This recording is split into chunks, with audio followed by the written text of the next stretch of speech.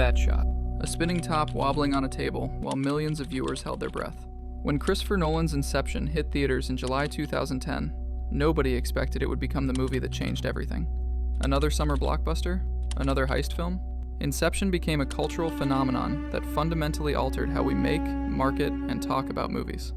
This is the story of how one film about dreams within dreams became the blueprint for an entire decade of cinema.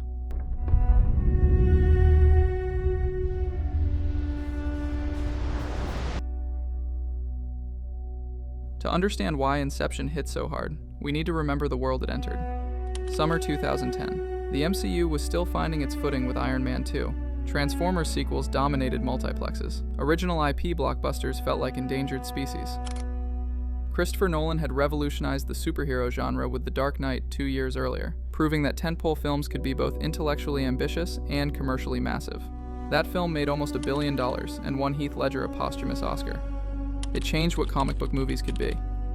Inception went further. No adaptation, no comic book, no sequel, no recognizable IP. An original concept that Nolan had been developing for nearly a decade, refining in the margins while making Batman movies. The pitch was insane. A heist film set inside layered dreams, starring Leonardo DiCaprio as a thief who steals secrets from people's subconscious. Dreams within dreams within dreams, where time moves differently at each level.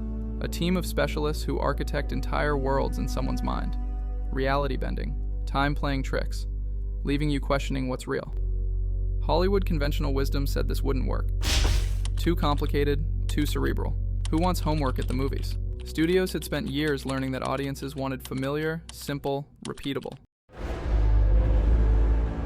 Then it made over $830 million worldwide.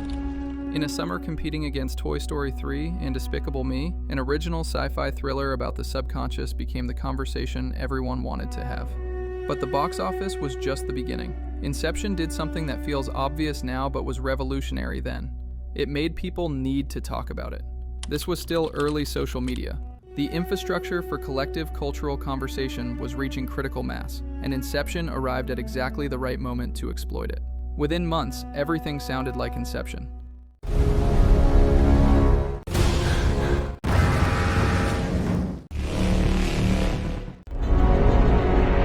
That thunderous brass became shorthand for, "This is epic and you should care." Everything got the Inception horn treatment. Marketing departments realized Zimmer had accidentally created a new language for importance. Then there was the ending. That spinning top. Nolan refusing to give us closure created a paradox that transformed viewers into amateur philosophers. Was Cobb still dreaming? Did it matter? What even is reality? The camera holds on that wobbling top and then cuts to black before we see if it falls. People left theaters and immediately wanted to discuss, debate, dissect. Was he wearing his wedding ring? Did the top wobble differently? Were the kids wearing the same clothes? Every detail became evidence for competing theories. Appointment viewing created appointment discourse. Inception turned every moviegoer into a detective who needed to compare notes. The film became homework people actually wanted to do. Hollywood learned all the wrong lessons and all the right ones simultaneously. The wrong lesson? Make everything ambiguous and confusing. Suddenly every thriller needed a twist that made you question reality. What do you mean? Every sci-fi needed nested timelines. The market got flooded with wannabe mind-benders that mistook complexity for depth. Films that thought being incomprehensible meant being intelligent. The right lesson ran deeper. Audiences were hungry for original, ambitious blockbusters that respected their intelligence. You can draw a direct line from Inception to the success of films like Arrival, Annihilation, and Everything Everywhere All at Once. Studios realized you could make intellectually challenging films that also delivered spectacular action. You could ask audiences to pay attention, to think, to engage beyond watching explosions. And they would show up. Nolan himself became a brand. His name above the title became a promise. This will be worth your time, your money, and your post-movie discussion. Every subsequent film pushed boundaries. Interstellar explored relativity and emotional connection. Dunkirk told a war story through fractured time. Tenet played with inversion until audiences' brains hurt. Oppenheimer won Best Picture and made a 3-hour dialogue-heavy film about physics into a cultural event. The director as auteur marketing strategy that had been reserved for prestige films started applying to blockbusters. From the director of became more valuable than starring.